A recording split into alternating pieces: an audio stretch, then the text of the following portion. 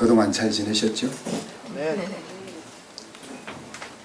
11일 동안 필리핀 해외 봉사를 다녀왔는데, 사실 이제 말이 해외 봉사지 실질적으로는 선교, 단기 선교와 비슷한 그런 내용이었습니다. 하나님의 손과 발이 된 귀한 시간들이었고, 그 11일 동안 몇 가지를 이제 묵상을 제 나름대로 쭉 했었습니다. 요한복음 1장 11절에 나와 있는 자기 땅에 오매라는 말이 마음속에 많이 새겨지는 시간이었습니다. 하나님이 자기 땅에 왔는데 자기의 백성이 영접지 아니했다.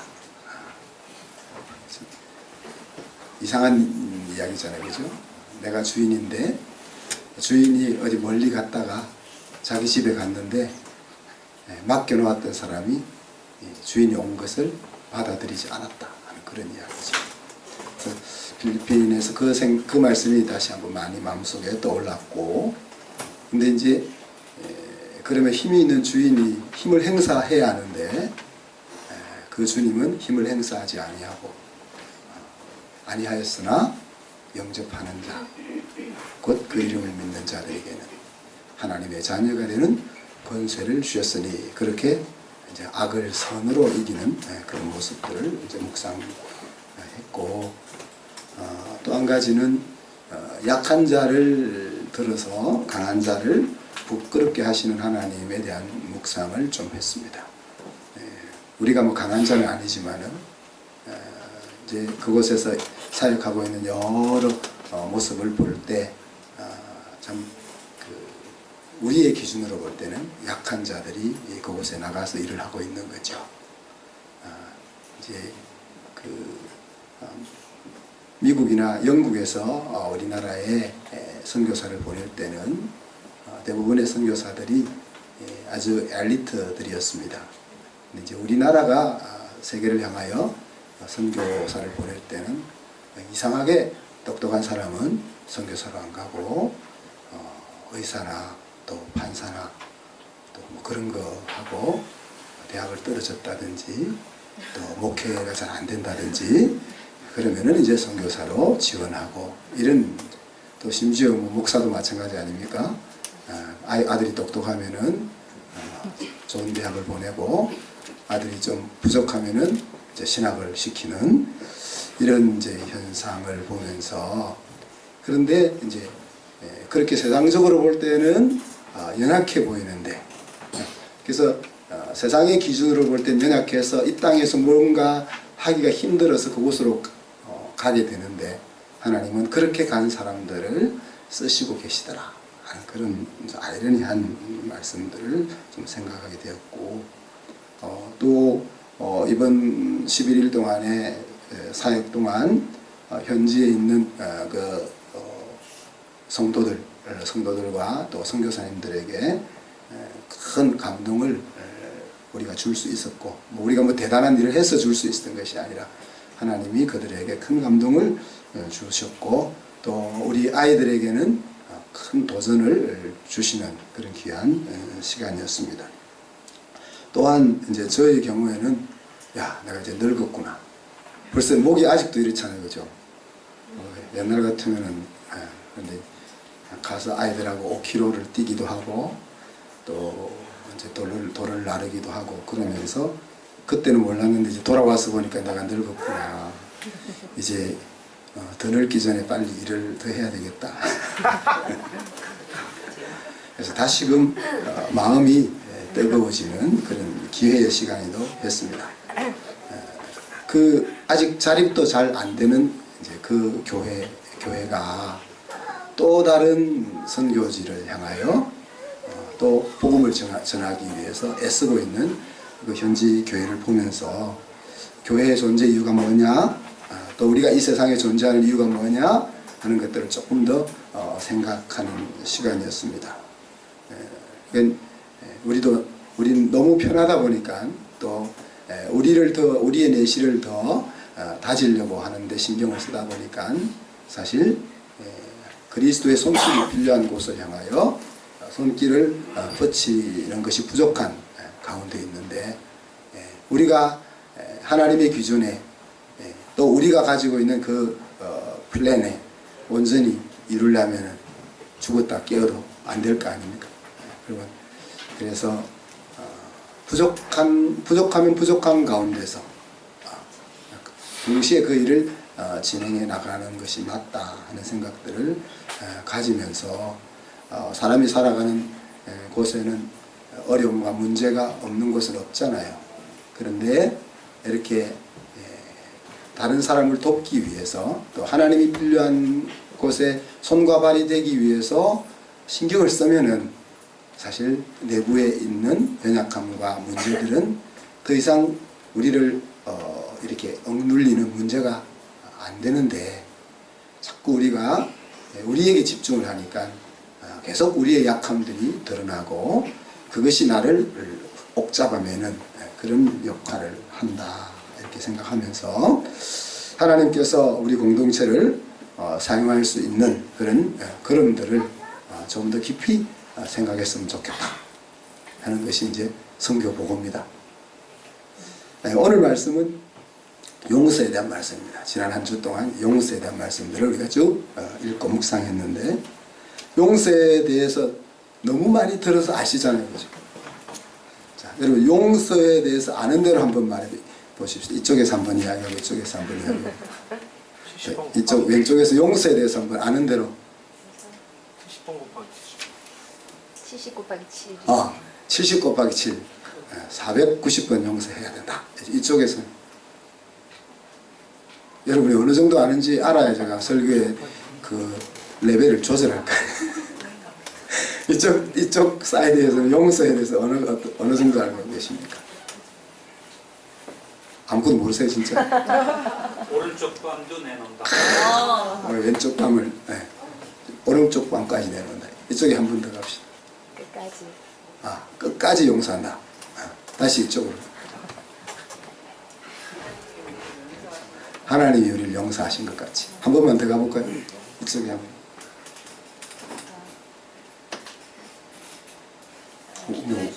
예? 원수를 위해서 기도해준다. 원수가 집안에 있잖아요, 그죠? 또 이쪽에 없습니까? 아마 우리가 이제 셀로 이야기하면 끝없이 계속 이어져 갈 텐데, 여러분이 경건한 예배를 드리기 위해서 그만하고 하시는 줄 알고, 이 용서라는 걸 우리가 대부분 다 잘 알고 있는데, 용서가 되지 않는 것을 어떡하냐 하는 거예요. 그렇죠. 우리가 용서를 몰라서가 아니라 이제 용서에 대해서 알고 있는데, 이 용서가 내 것이 안 되는 것을 어떡하냐. 그래서 하나님의 용서를 오늘 배울 수 있기를 바랍니다. 제가 계속 이야기하는 것은 우리가 Learn through the Bible, 이렇게 다르게 이야기하면은 성경 속을 살자 하는 겁니다. 종교로서의 신앙이 아니라 예수님과 함께 생각하고 함께 대화하고 함께 의논하고 함께 행동하는 생활, 그것이 이제 하나님이 성경을 통해서 우리에게 복된 삶을 주시기를 원하시는 그 패턴인 거예요.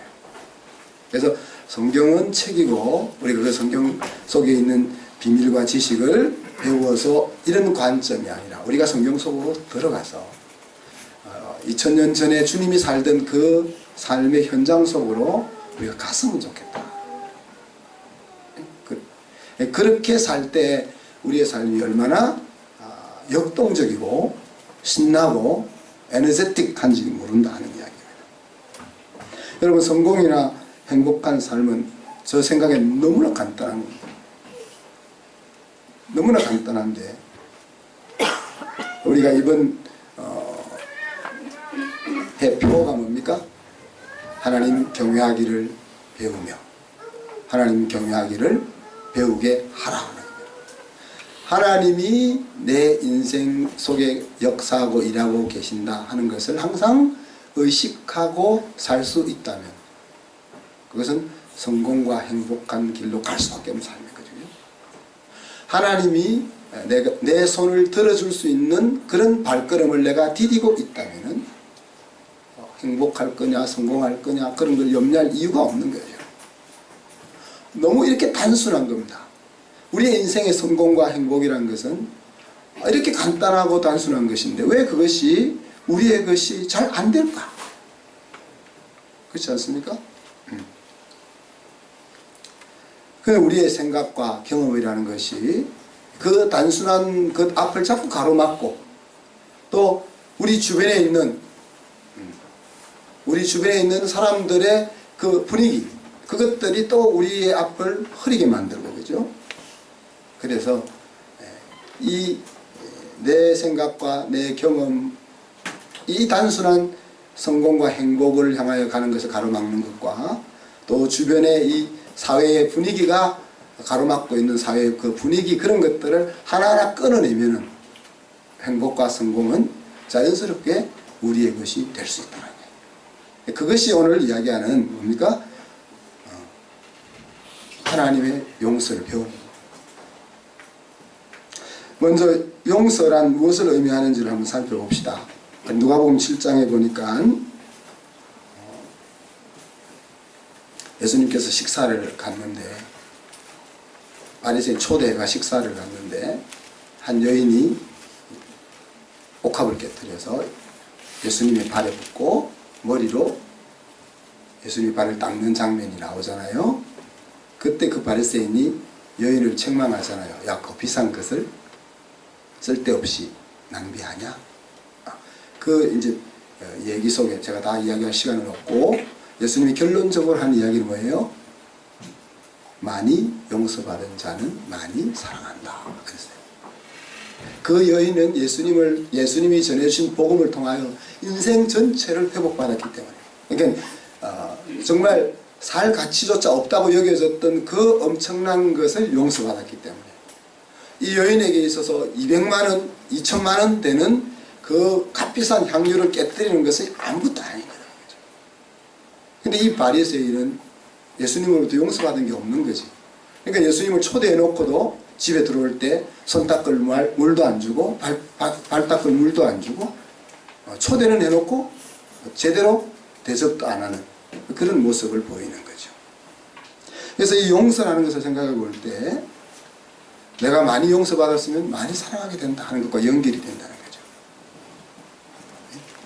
또 골로새서 3장에 보면은 우리가 서로 용납하고 피차 용서하라 그런 말씀이 나오죠.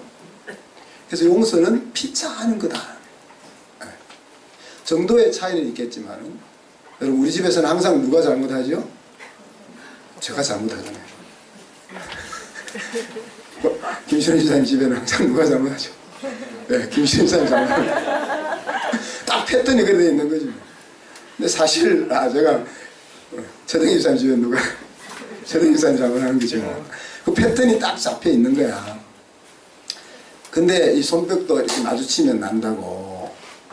사실 인간 사회에 있어서 누가 100% 잘못하고 누가 100% 잘하고가 어디 있겠습니까? 90% 10% 이럴 수는 있겠죠, 그죠? 50% 50% 40% 60% 이럴 수는 있겠지만은 서로에게 다 약함과 문제가 있다는 거죠. 그래서 오늘 골로새서에서 바울은 피차 용서하라. 나는 용서받을 짓 안 하고 살 거야. 그렇게 소리친다고 해서 평생 그렇게 살 수 있는 게 아니라는 거죠. 사람이 아쉬운 소리 할 날이 꼭 온다는 이야기죠. 그래서 피차, 용서는 피차하는 거다. 그것이 이제 용서에 대한 가르침이죠. 또 골로새서에서 또 한 가지 더 나오는 것은 하나님의 택하신 거룩하고 사랑하신 자처럼 피차 용서하라. 그랬으니까 하나님의 사랑을 입은 자들이 하는 행동 중에 하나가 뭐예요? 용서하는 거다. 하나님의 선택을 받고 하나님의 사랑을 입은 사람은 아까 얘기한 것처럼 막 큰 것을 용서받았기 때문에 다른 사람을 용서하는 행동이 나오게 된다. 마태복음 18장에 보면은 왕의 신하가 왕으로 왕으로부터 용서받는 장면이 나오잖아요. 그러니까 나라를 다스리다가 아마 돈을 예를 들어서 1만 달란트 빚진 잘못한 신하 같으면 아마 뭐 재정을 담당하는 내무부 장관이었든지 그렇겠죠. 그래서 나라의 정치를 해나가다가 뭘 잘못해가지고 오늘날로 환산하면 6조나 되는 돈을 낭비한 거죠. 자기가 먹었겠어요? 낭비한 거죠. 4대강 때문에 뭐 20몇 조가 날라갔다 그러고 또 무료급식 때문에 몇 조가 날라갔다 그러는데 책임지지는 아무도 책임을 안 지잖아요. 그런 것처럼 그렇게 나라를 다스리는 일을 하다가 돈을 날린 거죠. 근데 오늘 성경은 그걸 책임을 지운 거예요. 우리도 책임을 다 지워야 돼. 하루라도 장관을 했으면 일평생 우리가 세금을 내가 그 사람을 연금을 준다 하더라고요. 이게 무슨 날벼락 같은 이야기입니까? 뭐 비리 장관이라도 딱 일단 장관을 하루만 했으면 우리가 평생 먹여 살려야 되는 거예요. 우리 월급보다 더 많은 의전비를 줘가면서, 그죠? 이 무슨 날벼락 같은 이야기입니까? 책임을 지게 해야죠. 책임을 지게 하면 그런 짓 안 할 거 아니에요. 근데 오늘 임금은 책임을 지었어요. 야, 너 다 갚아. 너가 종이 되든지 아니면 너희 집을 다 팔든지 아니면 너희 부인을 종으로 팔든지 너희 아이들을 종으로 팔든지 하여튼 네가 할 수 있는 모든 것을 다 동원해서 네가 저지른 잘못을 메꿔 넣어. 그렇게 이야기했죠. 근데 이 신하가 어떻게 이야기했습니까? 용서해 주세요. 봐주세요. 그렇게 안 하고 제가 다 갚을 테니까 시간을 주세요. 그렇게 이야기하잖아요. 그때 이제 왕이 보니까 불쌍한 마음이 들어가지고 알았다. 뭐 네가 먹은 거냐? 네가 먹은 것도 아니고 하다가 잘못해서 그래 된 거 없는 거로 해줄게. 그렇게 이제 은혜를 입은 거죠. 근데 이제 집으로 돌아가다가 친구를 만났는데 그 친구는 200데나리온을 자기에게 빌려간 친구잖아요. 근데 이 친구가 또 돈을 안 갚아. 돈을 안 갚으니까 친구를 잡아다가 옥에 가두고 돈 가져올 때까지 요 안에 있어. 그렇게 하지 않습니까? 그래서 뭐 이 이야기 여기서 그만합시다. 그죠? 이 이야기 뭐 끝나다가 또 설교가 끝나니까 여기서 이제 이 이야기를 쭉 하면서 예수님이 한 이야기가 뭡니까? 중심으로 형제를 용서하지 아니하면 천부께서도 너희를 이와 같이 하지 않겠냐. 그렇게 이야기했습니다. 큰일 났잖아요. 그죠? 우리가 용서 안 하는 사람은 이제 하나님 용서가 물려지는 거. 이제 여기서 비유의 핵심은 내가 용서해야 하나님 용서한다는 거 아니고, 그죠? 거꾸로죠. 역설적으로 용서를 받은 사람은 용서하게 된다는 이야기죠. 그러니까 내가 용서하고 있냐 용서하고 있지 못하냐 하는 것은 하나님이 나에게 베풀어 주신 그 은혜와 용서를 누리고 살고 있는지 없는지를 가늠하는 거다. 우리의 심령 속에 하나님의 용서가 가슴 가득히 담겨 있으면 내 마음이 얼마나 평안합니까? 그렇잖아요? 하나님이 나에게 주신 은혜가 내 가슴 속에 가득 담겨 있으면은 내가 어떤 상황 속에 있더라도 내 마음이 여유가 있잖아요. 그런데 200데나리온 요즘 얼마입니까? 하루 일당이 10만 원이라 치면 200만 원, 2천만 원이니까 200만 원. 10만 원이니까 2천만 원이네요. 2천만 원 큰 돈이죠. 2천만 원 큰 돈이죠. 우리 애들 1년, 2년 학교를 보낼 수 있는 돈이니까 큰 돈이죠. 그러나 자기가 탕감받은 돈은 6조. 비교할 수 없는 돈이잖아요. 그죠? 비교할 수 없는 돈인데 그 자기의 심령 속에 용서와 은혜가 넘치지 못하니까 그 2천만 원을 넘어설 수 없는 거죠. 그러면 임금이 그 사람을 다시 감옥에 가두고 그거를 떠나서 이 사람의 인생에는 여유와 기쁨이 없는 거야. 무슨 말을 하겠습니까? 그러니까 우리가 용서할 수 있다는 것은 내 마음속에 하나님의 은혜의 강물이, 용서의 강물이 흘러넘치고 있어서 어떤 일을, 내 속을 상하게 하는 어떤 일이 와도 그것을 넉넉히 넘어설 수 있는 그런 삶의 풍성함과 넉넉함이 내 속에 있다는 거예요. 근데 이게 뭐 그러니까 용서해 이란다고 되는 것도 아니고 그렇게 되는 것을 보고 거꾸로 알 수 있는 거지. 그러니까 내가 억지로 이를 악물고서라도 용서해야지 그런다고 되는 게 아니잖아요. 이제 본문으로 들어가 봅시다. 에베소서는 1장부터 3장까지 예수 안에서 달라진 나에 대한 이야기입니다. 그리고 4장부터는 그러면 달라진 사람은 어떤 생활을 할까 하는 이야기죠. 그래서 오늘 본문은 우리에게 용서에 대한 두 가지 길을 제시해 주고 있습니다. 첫째는 25절에 서로 지체가 됨이라 하는 것과 또 하나님이 그리스도 안에서 너희를 용서하심과 같이 라는 이 두 말씀이 우리에게 어떻게 그 잘 안 되는 용서를 할 수 있을까 하는 팁을 주고 있다는 거예요. 서로 지체가 된다는 것은 뭡니까? 한 몸 정신이라는 이야기입니다. 그죠? 여러분, 눈이 두 개잖아요. 눈이 두 개인데 한쪽 눈은 쌍꺼풀이 있고 한쪽 눈은 쌍꺼풀이 없어가지고 쌍꺼풀이 없는 눈이 안 이뻐가지고 항상 얼굴을 보면 속상하다고 해가지고 쌍꺼풀이 없는 눈이 다쳤을 때 그러면 야 잘됐다 나는 너 못 보게 나도 안 볼 거야 그럽니까? 이쪽 눈이 안 보이면 이쪽 눈이 더 정신을 바짝 차리고 보잖아요.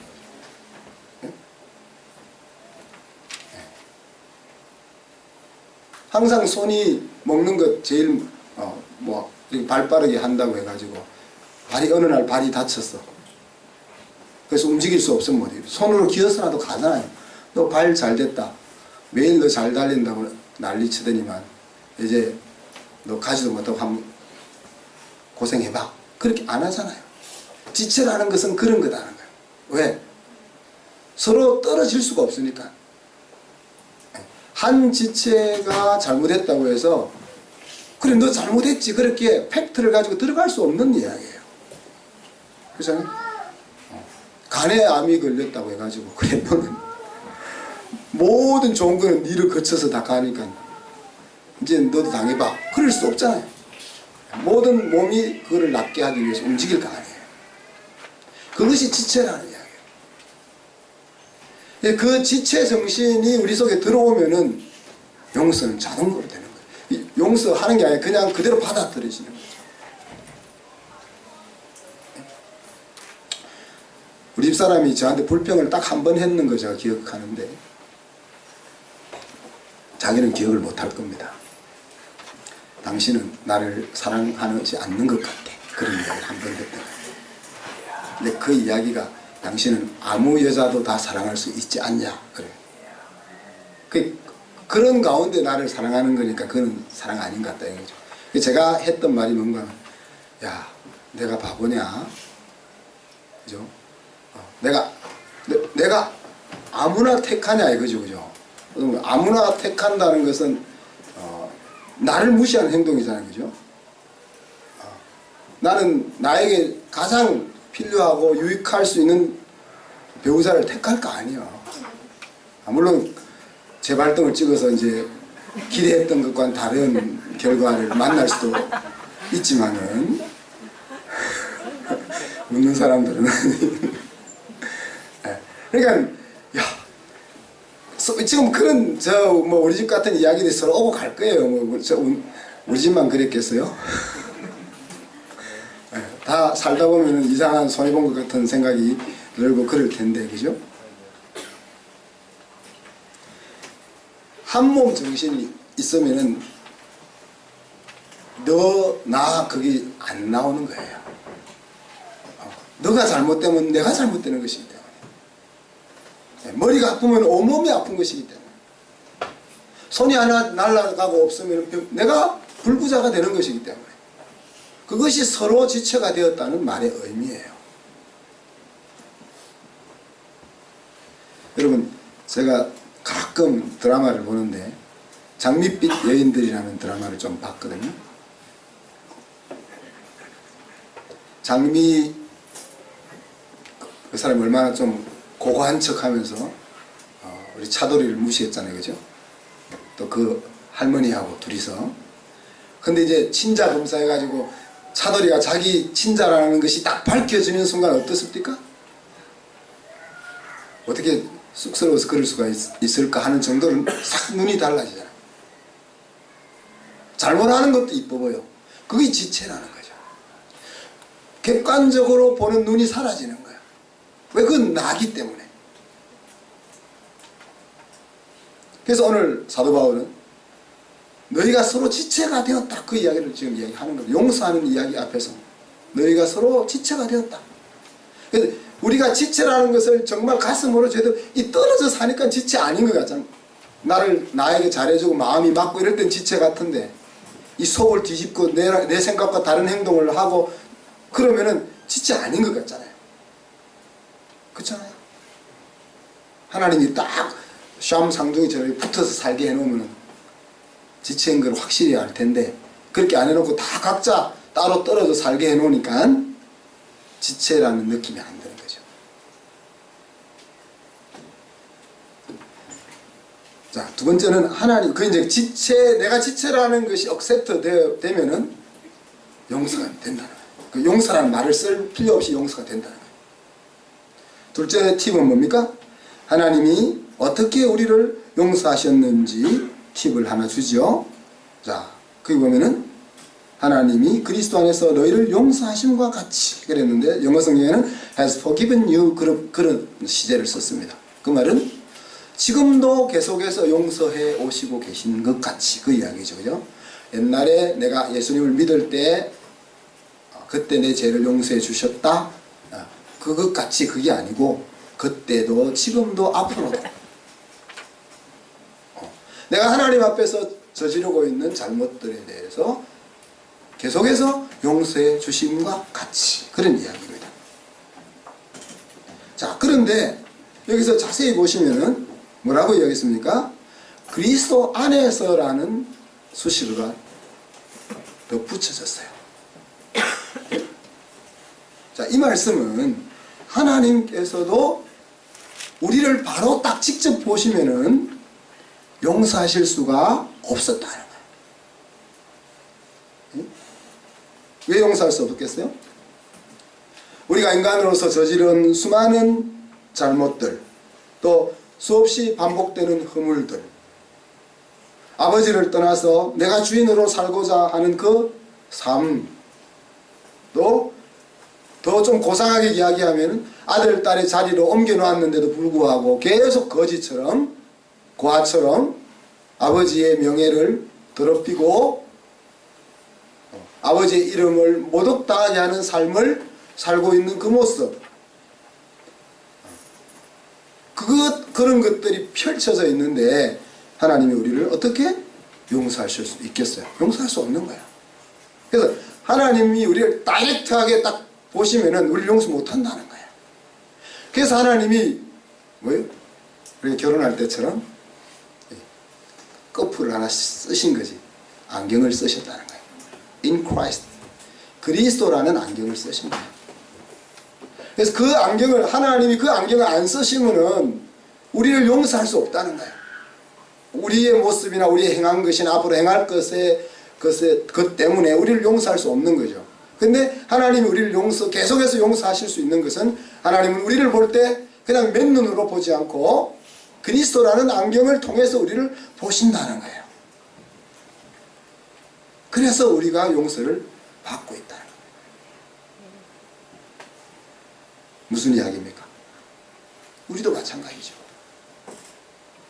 나를 힘들게 하는 사람, 내 속을 아주 뒤집어 놓는 사람을 다이렉트 보면 용서할 수 없다는 거예요. 우리가 용서할 수 있는 길은 뭐예요? 그리스도의 안경을 우리도 쓰는 거죠. 하나님이 그렇게 하셨던 것처럼 우리도 그리스도라는 안경을 씀으로써 그 용서를 할 수 있다는 겁니다. 오늘 본문은 공동체 안에서 일어나는 상처받은 일에 관한 말씀드리겠죠. 지금 다 너희는 서로 그런 말들이 나오니까 세상에 대한 이야기가 아닙니다. 우리끼리에 대한 이야기입니다. 집안에서 일어난 일들에 대한 이야기고, 교회 가족들 사이에 일어난 일들에 대한 이야기고, 또 직장에서 일어난 일들에 대한 이야기고, 학교에서 일어난 일들에 대한 거예요. 용서는 가까운 사람들 사이에만 구체적으로 해당되는 단어입니다. 혹은 감당하기 어려운 피해를 입었을 때만 사용되는 말이에요. 우리와 전혀 관계없는 사람하고는 용서라는 말을 쓸 이유가 없습니다. 그죠? 그냥 한번 씹고 끝나는 거예요. 차 타고 가다가 갑자기 여자들이 운전을 끼어서 들어와가지고 사고가 날 만하면 우리 집사람이니 이거니 생각하고 그냥 한번 욕하고 지나가면 되는 거잖아요. 그런 때는 용서라는 말 쓸 이유가 없는 거예요. 그렇잖아요. 그런 때 용서할 이유가 없는 거예요. 나에게만 돈 1,000원 손해를 입혔다. 그런 것 가지고 용서를 거론할 이유가 없는 거죠. 가깝지 않으면 큰 피해를 입지 않았으면 용서라는 말은 사용되지 않는다는 이야기죠.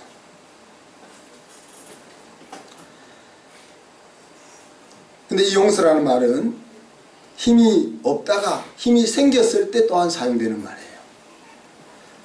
내가 아직 여전히 누구로부터 피해를 볼 수 있는 그런 힘이 없는 자리에서는 용서란 말을 내가 쓰지 않습니다. 지금 나도 살기 죽겠는데 견디기도 힘들어 죽겠는데 무슨 용서라는 생각을 끄집어낼 수 있겠어요? 그런데 이제는 나에게 힘이 생겼다는 거죠. 그런데 이 힘이 생겼을 때 용서에 대한 장애물들이 작용하기 시작합니다. 본전 생각나는 경우가 오늘 꼭 왕의 신하 같은 생각. 자기가 수조를 탕감받았지만 2천만 원이라는 본전이 생각나는 거잖아요. 그렇죠? 20만 원 같았으면 용서해 줄 수 있을지도 몰라. 그죠? 근데 2천만 원이니까 왕이 나를 용서해 준 일은 감사한 일. 그렇지만 내 것을 손해볼 수는 없다. 이거 이 생각이죠. 그죠? 여러분 우리도 그럴 수 있습니다. 그렇잖아요. 우리가 선생님으로부터 큰 용서를 받고도 자기 동료한테 작은 거 용서 못 하죠. 부모로부터 큰 용서 받아놓고 형제들끼리 용서 못 하잖아요. 근데 우리 빌레몬과 오네시모의 관계를 보면 그죠? 물론 성경에는 빌레몬이 오네시모를 용서했다는 말은 안 나옵니다. 그죠? 안 나오지만은 정황상 용서를 안 했었으면은 바울이 그걸 안 썼겠죠. 성경 속에 안 올려놨겠죠. 자기 재산을, 그 당시 노예는 재산이잖아요. 재산. 자기 재산에 심각한 손상을 끼치고 달아난 그 오네시모, 바울의 수고를 통해서 용서하잖아요. 본전 생각 안 하고 용서하잖아요. 자, 내 마음이 힘들어 용서할 수 없는 그런 장애들이 또 우리에게 존재합니다. 내가 어떻게 당했었는데, 내가 힘이 없을 때 너한테 어떻게 당했었는데, 넓기만 해봐라, 은퇴만 해봐라. 그래가지고 일본 여자들은 은퇴할 때까지 기다렸다가 남편이 은퇴하면은 딱 이혼하잖아. 위자료 딱 받쳐 챙기고 이제 늙어서 할 일 없을 때 한번 맛봐라는 거죠. 이를 악물고 여기까지 왔는데, 내가 니한테 받은 그거 갚아주려고 이를 악물고 여기까지 달려왔는데, 이제 갚아줄 수 있는 힘이 생겼는데, 때가 왔는데 내가 어떻게 너를 용서할 수 있어, 이렇게 나간다는 이야기죠. 이것이 이제 보통 하나님의 은혜와 용서의 물결 속에 없을 때 자연스럽게 나올 수밖에 없는 반응이라는 거죠. 근데 요셉은 어땠습니까? 요셉은 그 장애를 넘어섰지 않습니까? 형들을 대하여 그 장애를 넘어섰지 않습니까? 요셉은 성자의 여유를 가지고 그 장애를 넘어섰습니다. 내가 13년 동안 죽을 고생했지만 이제는 내가 온 세계를 다스리는 제 두 번째 2인자가 됐는데 그 성자의 여유를 가지고 그 장애를 넘어섰습니다. 그러나 더 중요한 것은 하나님의 손을 생각하며 그 장애를 넘어섰죠. 그죠? 하나님이 주권을 생각하면서 하나님이 허락지 않았다면 다윗 같은 경우 보세요. 시므이가 저주하잖아요. 압살롬 사랑하고 믿고 아끼던 아들로부터 배반을 당해서 망명길을 떠나는데 비는 부슬부슬 내리고 자기를 쫓는 따라오는 몇몇 부하들과 함께 도망을 가는데 쫙 넘어서 따라오면서 확성기 되고 저주받은 자여 계속 그냥 집에서 한번 외치고 끝나도 될 텐데 안 보일 때까지 계속 따라오면서 그렇게 속을 뒤집잖아요. 그때 다윗의 신복이 어떻게 했습니까? 왕이요, 내가 저 개보다 못한 놈을 가가지고 단칼에 죽이고 올까요? 그때 다윗은 뭐라 했습니까? 야, 나 둬라. 하나님이 나를 이렇게 쫓겨나는 것도 허락하셨는데 그런 이야기를 하잖아요.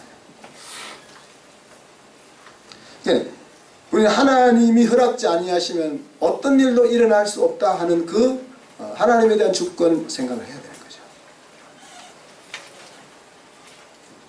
흔히들 다른 사람에게 당해서 힘든 자리에 처하게 되면 마음속에 원망과 또 불평이 싹트게 됩니다. 그러나 정말 우리가 하나님의 아들이라면은 하나님이 허락지 않으면은 누구든 나를 해코지할 수 없다. 그 말은 하나님이 허락하셨기 때문에 지금 저 사람이 나를 해코지하는 일이 일어났다는 거죠. 그럼 더 한 걸음 더 나아가서 궁극적으로 보면은 그 해코지는 해코지로 끝나는 게 아니라는 거죠.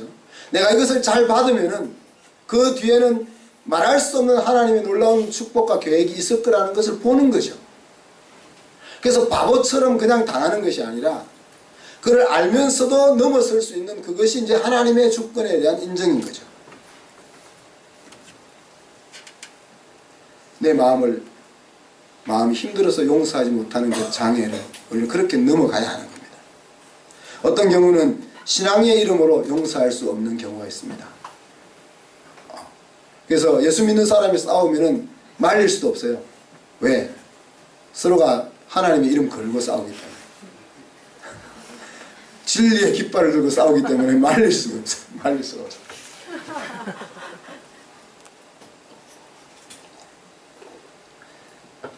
심지어 바울도 그랬잖아요. 바울이 신라와 함께 선교여행을 떠났을 때 마가가 못된 짓을 했잖아요. 그죠?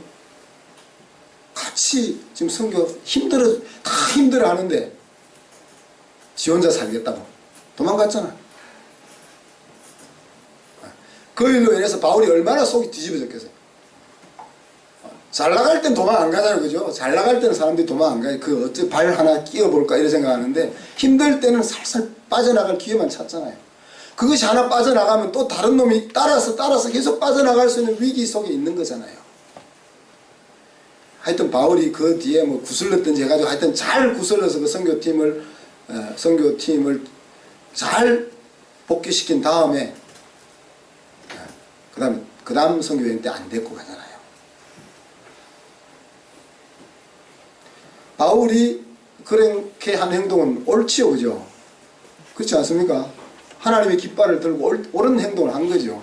하나님의 일을 하는데 장애의 요인이 된 사람, 하나님의 일을 망치는데 앞장섰던 그 사람을 어떻게 데리고 갈 수 있겠어요? 그래서 바울이 한 행동은 옳은 행동임에 분명합니다. 신앙의 이름으로. 그러나 바울이 결국 마가를 용서하잖아요. 그래서 감옥에서 마가를 데려오라 그러잖아요. 마음으로 그가 마가를 품었다는 거죠. 그 말은 하나님의 이름으로 용서 안 한 것도 옳지만은 사실은 더 크게는 하나님은 하나님의 이름으로 그걸 용서해야 된다는 이야기죠. 그럼 바울이 그것을 뒤늦게 깨달았다기보다 처음부터 알고 있었지만 속이 하도 뒤집어지니까 그 못하는 것이 우리도. 그래서 우리가 알아도 이게 주님의 진리고 주님이 원하시는 걸 알아도 너무 속이 뒤집어지면은 그때 못할 때도 있잖아요. 예수님은 아까 제가 서론에 이야기한 것처럼 자기 땅에 오매 자기 백성이 영접지 아니하였으나 그럼 싹 쓸어버려야지. 싹 쓸어버려야 되는데 그러나 십자가까지 자기를 영접지 아니하는 자를 위해서 십자가까지 지는 자리로 나아가면서 용서를 실천했습니다. 용서는 우리 모두가 다 잘 아는 내용입니다. 여러분의 마음에 아직도 풀리지 않고 맺혀 있는 것이 있습니까? 그래서 우리는 직장을 옮기기도 하죠. 야, 그런 사람이 있는 곳에서 함께 일 못해. 그 직장을 옮기기도 합니다. 또 교회를 옮기기도 합니다. 그죠? 내 마음이 너무 힘들어서 교회를 옮기기도 합니다. 같이 우리 집사람과 같이 천국 갈 것 같으면 천국 차라리 안 가겠다 하는 사람도 있을 수 있죠. 천국에서 눈을 떴는데 또 옆에 보이면 어떡하냐. 그렇게 생각할 수도 있죠. 특별히 가족들 가운데서도 서로 보지 않고 남보다 못하게 살아가기도 합니다. 그러나 이것은 하나님 아버지의 은혜와 사랑을 입은 용서를 입은 자녀의 삶이 아니죠. 그렇게 살면 내 자신이 힘듭니다. 그리고 나 자신의 힘듦은 고스란히 내 자녀들에게 또 내 옆에 있는 사람들에게 영향을 미치게 되죠. 오늘 읽었던 말씀 가운데서 이런 말씀이 나옵니다. 구속의 날까지 너희를 인칠 성령을 근심케 하지 말라. 오늘 여러 말씀이 많이 나오지만 오늘 제가 그 말씀 중에 용서에 대한 말씀을 끄집어냈습니다. 우리를 하나님의 구원의 완성까지 끌고 가시는 분은 성령 하나님인데 아버지 하나님은 계획하시고 아들 하나님은 그 계획이 내 것이 될 수 있도록 행동에 옮겨주셨고 이제 그렇게 이루어진 일이 내 인생에 작용하게 하시는 것은 성령께서 하시는 일인데 도장을 딱 찍었다는 말은 뭐예요? 그 성령 하나님과 함께 잘 끝까지 가면은 그 구원의 완성의 자리에 도달한다 하는 이야기 아닙니까? 그죠? 그런데 그 성령 하나님이 근심하는 일 중에 하나가 뭐예요? 용서하지 못하고 계속 힘든 마음을 가지고 살아가는 거예요. 그거 하지 마라. 그렇게 이야기하고 있습니다. 앞에서 말씀드린 것처럼 용서라는 것은 은혜 가운데 사는 길입니다. 그래서 제가 참 답답한 것은 억지로 이를 악물고 살아가는 것이 용서하는 게 아니라는 거죠. 내가 행복하기 위해서 이게 아니라는 거예요. 우리 아들을 잘되게 하기 위해서는 참아야지. 이게 아니라는 거예요. 어떻게 내 삶의 스타일이 용서가 될 수 있을까? 막 이를 악물고가 아니고 그냥 자연스럽게 어떻게 서로 불쌍히 여길 수 있는, 그죠? 보면은 이놈 자식이 어떻게 저럴 수가 있어? 이게 아니고 얼마나 그랬으면 저렇게밖에 행동 못할까? 이런 마음이 똑같은 상황을 보고 그렇게 마음을 먹을 수 있을까? 내가 은혜와 용서 한가운데서 제가 쓰는 표현은 은혜와 용서의 바다 가운데서 헤엄치면서 살지 않는 이상 이 용서의 삶은 우리의 것이 될 수 없다는 겁니다. 그래서 기도하기는 우리가 서로 부부 사이에 부모와 자식 사이에 또 성도와 성도 사이에 친구와 친구 사이에 어떻게 해요? 서로 불쌍히 여길 수 있는 그 은혜가 여러분 모두에게 임할 수 있기를 주님의 이름으로 축복합니다. 아멘. 기도합시다. 하나님 귀한 말씀 감사합니다. 우리가 이렇게 떨어져 살고 있지만은 우리가 서로 한 몸이군요. 한 몸이라는 것이 제대로 마음속에 받아들여지고 매일의 삶 속에 느껴질 수 있도록 이끌어 주옵소서. 하나님이 우리를 용서하신 것도 주님이라는 안경을 썩었어야 가능했다면은 우리가 다른 사람을 용서하는 것이 얼마나 불가능한 것인지를 다시 한번 생각하면서 우리도 그리스도라는 안경을 쓰고 용서할 수 있도록 이끌어 주시옵소서. 하나님이 베풀어 주신 은혜와 용서의 바다 가운데서 헤엄치며 사는 우리가 될 때 우리의 삶이 여유 있고 평안하고 복된 삶으로 이어질 수 있을 줄 믿사오니 오늘 여기 머리 숙인 당신의 사랑하는 모든 성도들의 삶 위에 이 놀라운 은혜 강물이 흐르게 하여 주옵소서. 감사드리며 예수 그리스도 이름으로 기도하옵나이다. 아멘.